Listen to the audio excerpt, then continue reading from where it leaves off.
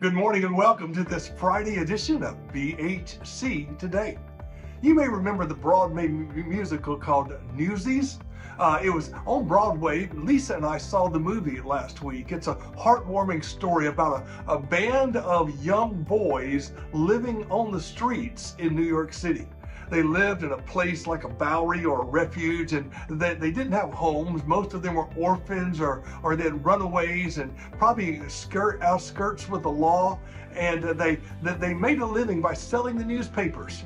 But the powerful newspaper owners had them under their thumb and kept them poor and dependent on them. It was just a hopeless life with no light at the end of the tunnel. Enter a guy named Jack. He was played by Christian Bale. He comes up and he starts rallying the troops.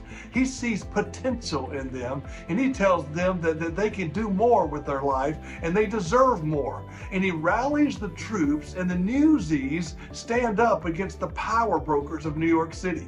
It's a great story in the end, how they win the respect and the admiration of Teddy Roosevelt, who was the then governor of the state.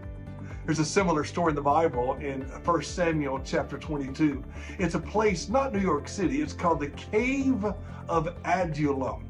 And in this cave, located in the Judean wilderness, is where people stayed who had to run from the law.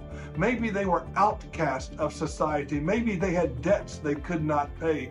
Maybe they had done something and they were alienated from their family or banished from society. And that people were well aware to stay away from the cave of Adullam. But one man did not. When David, before David was king, he had killed Goliath and he was gaining popularity among the people. But King Saul was trying to kill him. So David had to flee. But King Saul had control of the entire country. Everywhere he went, he would run into some of Saul's men. The one place he could run was the cave of Adullam. And David went there, and there were about 400 men living in that cave. And David rallied the troops, and he sparked a fire in these men.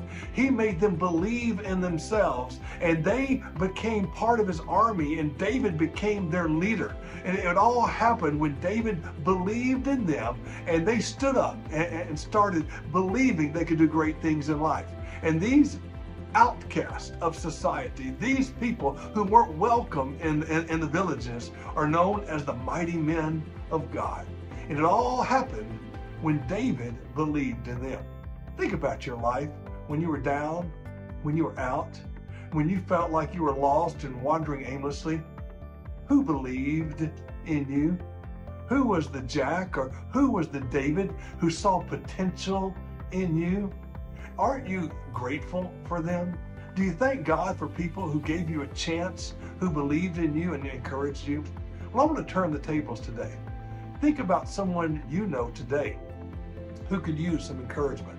Think about someone you know who feels lost, who feels distant, who feels unwanted, who feels of little value in life.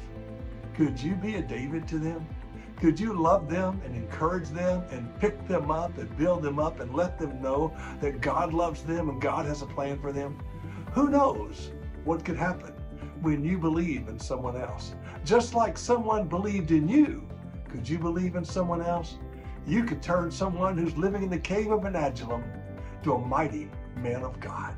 May God bless you today and be encouraged.